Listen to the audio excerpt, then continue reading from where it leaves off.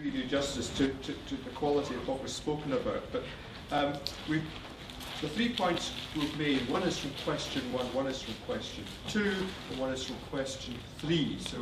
So the starting point was, where are we at the moment? And we're saying, look, we've got policy and a lot of fragmented action, and maybe a lot of the policy is fragmented too. So we're in a very fragmented situation when it comes to dealing with community, improvement of communities and the delivery of well-being.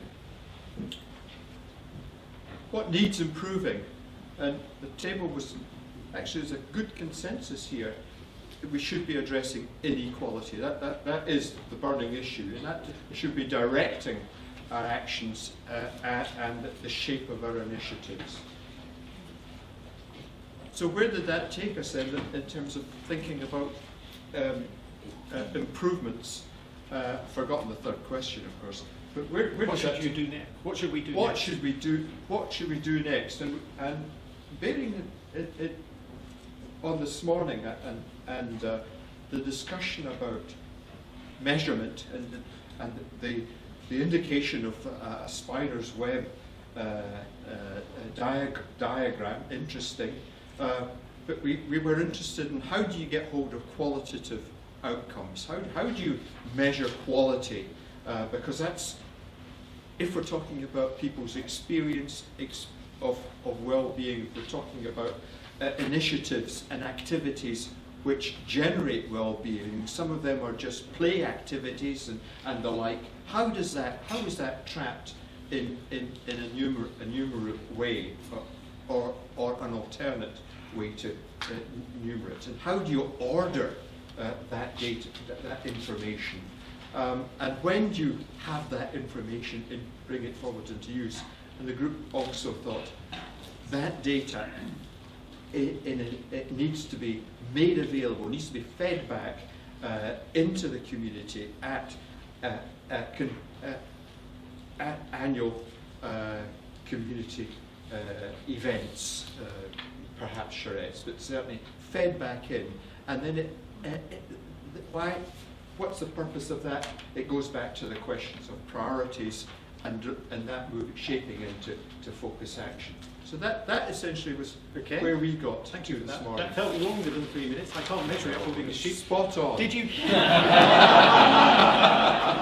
did you measure it for us, Leslie? No? Okay. If you'd like to take the one, group 2. Thank you. If somebody would like to keep an eye on the time for me, I'd be grateful. Can I hold that for you, Carol? Okay. State of the art now, we had a really good discussion and fixed on the word mobility. And this is thinking about urban lifestyles, how people use places, how easy it is for them to get around places. And that led us into thinking about urban spatial planning is not as smart as it could be, it's not as joined up with decision making as it could be, and it's not forward thinking enough as it could be to think about how users will use places in the future. For improving delivery, there was very strong agreement about it's important to reach out to different groups, be much more inclusive, using their own language and media and terms. You know, when in a period of 24 hours is a certain type of group going to be most available to feed back or get involved? And that will lead to better solutions. And then what next? How to improve delivery? It should be about translating the policies we've got, which a lot of them are really good, into measurable actions so that we see improved well-being happening via not just public, but that public-private partnership to end up with good outcomes at a local level. Brilliant. And both the groups so far have come up with a what next that leads very nicely into the next symposium. Carol, sorry, I should have given you that. That felt more like 3 minutes. Group 3. Thank you.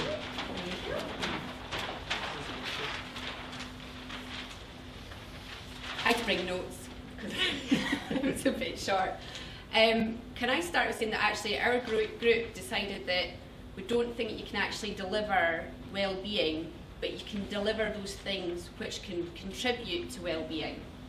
And from that, that's where the rest of our discussion followed. So for question 1, we decided that there's a lack of coherence and understanding among the different sectors, even though they're all trying to address well-being, and that this results in structural deficiencies in both planning and community planning, for example, and we feel that's probably being evidenced right now, even in some of the more exemplar projects that are coming forward. With regards to question 2, we felt that there really needs to be a common understanding of well-being, what it is and what effect it has on people, and that it results in a need to identify the real problems that are in the community through a sort of more longitudinal analysis. So, like somebody mentioned earlier on, that year on year going back and reviewing and revisiting it again.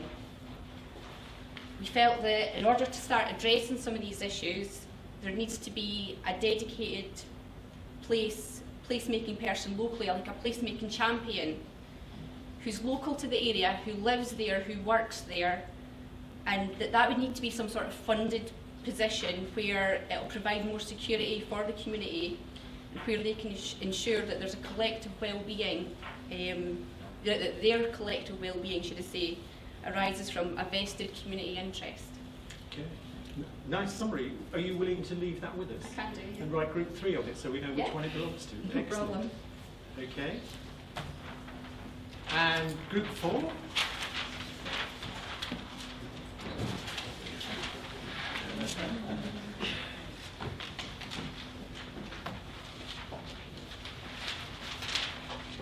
Thank you.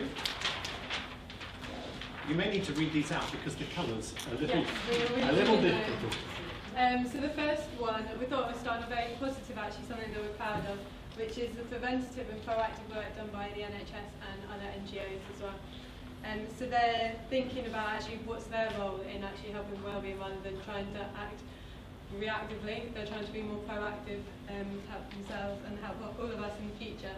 So that might be in part by funding academic research that's relating in this area, connecting up various health boards so that they work together, better signposting into social and welfare systems, social prescribing, even community gardens and urban agriculture they're getting involved in, and community-orientated hospitals and services, so it's not just a place for the ear, but it's actually part of the wider community, with better transportation links active wellbeing to get there. So that's a positive, what's happening. But we still need to work on improving the longer-term collaborative approaches. So there's lots going out there at the moment, and lots of it's very separated. So this longer-term, more collaborative process will help with funding opportunities, break down some of those silos between all the different areas where funding is and the people working in this area. And that can also help monitor the success maybe of the methods. Also place keeping maybe rather than just placemaking as well, so the long-term effects of that, and the importance of these smaller steps rather than just also the larger policy shifts. And so finally, what should happen next is converting knowledge into action, developing and sharing the evidence base. So again, collaborative process will help with building the evidence, but then that being made aware of all the different various levels, so individual levels, across the services as well, and again that collaboration will help develop that knowledge and exchange to improve understanding. Good, thank you. Can I give you that one? So some common themes are arising about practical actions and implementation, metrics and measurement, evaluation and building an evidence base. I think some common features coming out there. That was group 4, so now group 5. Am I right? Is it group 5? Yeah. So in the first one, the state of the art, we picked out the Getting It Right for Every Child framework, which some of you may know of. It's a Scottish Government framework for talking about well-being of children, and they have 7 or 8 indicators for well-being. So there's actually a definition called the Shinari indicators, and that offers a common sort of understanding language for practitioners and professionals to talk about well-being of children. So we thought that was a good example, and that leads on to the second question, which was that we'd like to see an integrated approach. So so something like GRIFIC, but across the board at all sort of sectors and levels of sort of, you know, so take the common language that GRIFIC has developed and use it for, you know, adults and integrating well-being into all sectors. So you had a common vocabulary. Yeah, essentially. And finally, what we'd like to see is local investment, so building community capacity and sort of developing social enterprise that could deliver on some of the well-being issues, which would also help break down some barriers locally. Yeah. Thank you. That was group 5, which means we must have got to group 6.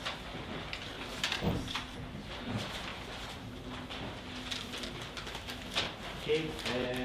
Do you want me to hold those for you? If I see you've broken the rules. Yeah, we broke the rules. We were the naughty people. We were pretty radical.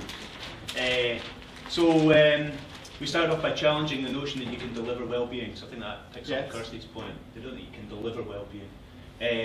This is the answer to our first question. Sheet 2 is our second, and sheet 3 is the third. But actually, we found that when we reviewed it, we had 1, 2, and 3 on the first sheet. So I'm just going to refer to that out of convenience. So what's happening? There's bags of stuff happening, but it tends to be mostly around policy, strategies, toolkits. We've got a whole lot of stuff here. It's not being equally balanced by the amount of stuff that's happening in practice. There are things happening in practice. In general terms, we felt that they tended to be short-term and limited intervention. So what needs to happen? I can't remember the questions entirely. What needs to happen? Yeah, there's stuff happening, but we need to take the blinkers off. We need to ask ourselves, what is the practice like when we take the blinkers off? We need to get real about longer term, ongoing interventions. It's not about short term sticking plaster in out. And we need to be looking at cross-professional learning. So don't reinvent the wheel, learn from other things that are happening elsewhere, maintain long-term consistent funding. So that's that thing about being, instead of being fixed, we actually be flexible about funding arrangements to deliver on outcomes. And the third thing, again, you know, it's a separate sheet, but actually we felt that if we want this to happen, we have to get real about well-being. To deliver well-being, you have to tackle inequality. Inequality's got to be up there. So we've had that one come back again as well. Absolutely. Okay. That's commendably brief, I think. Oh, you sound surprised. Okay, I think that gets me to group 7, am I right?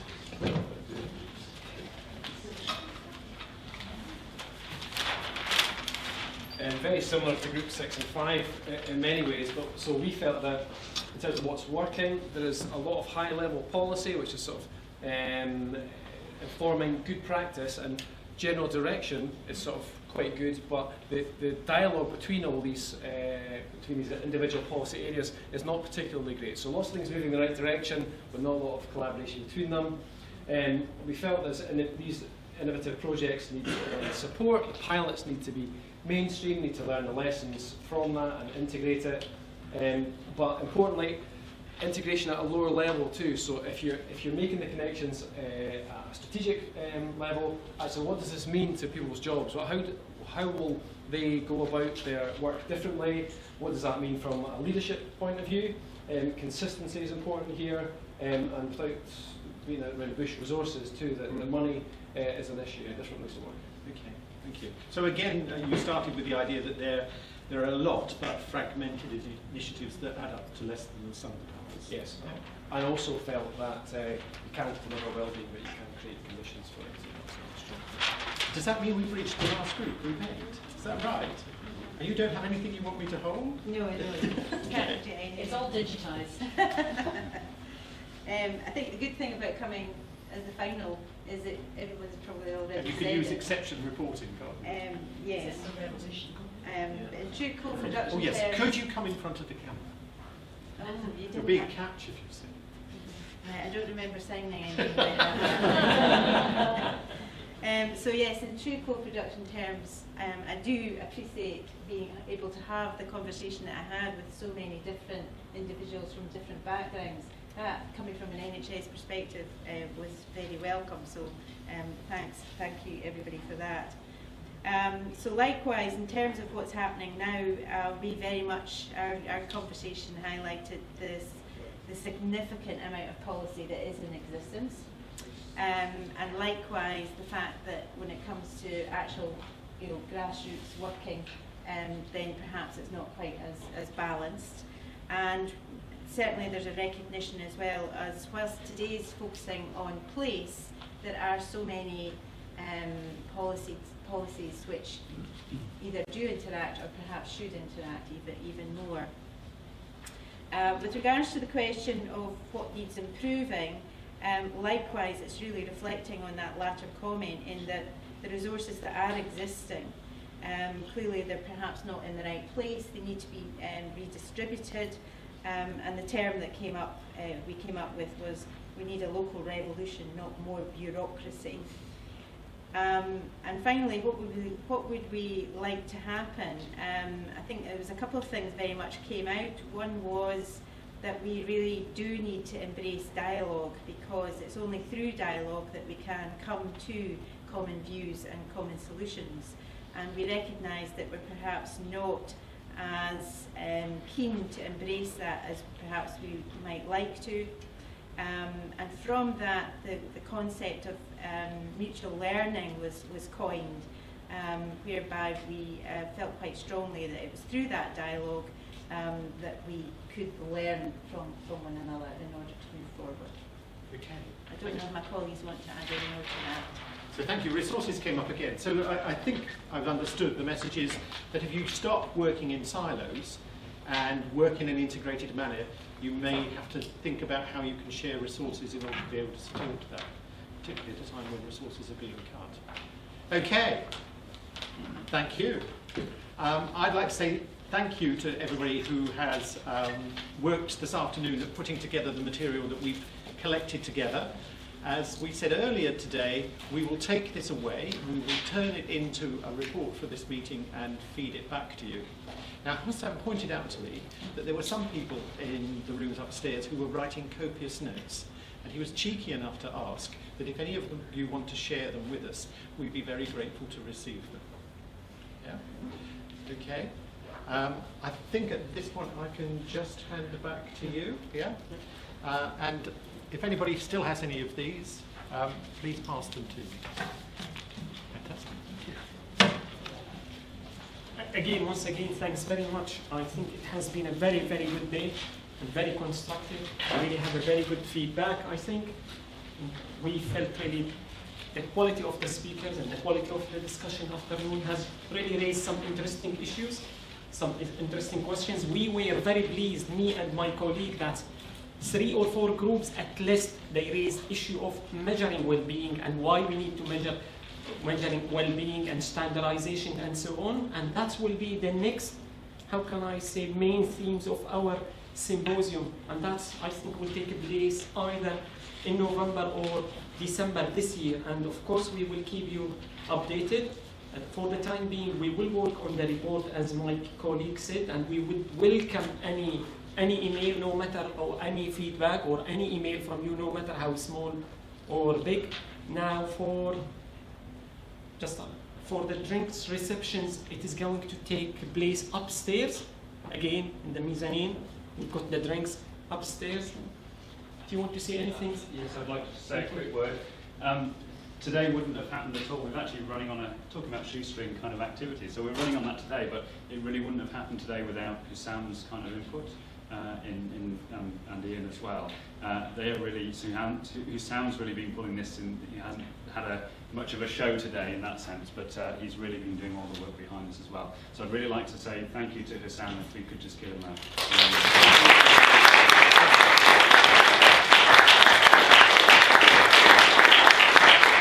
Of course, thank you to you all as well. Thanks for coming. It's really good to see you here in Dundee, and I'm hoping that you'll be able to join us for the drinks upstairs. And thanks for the sponsors as well.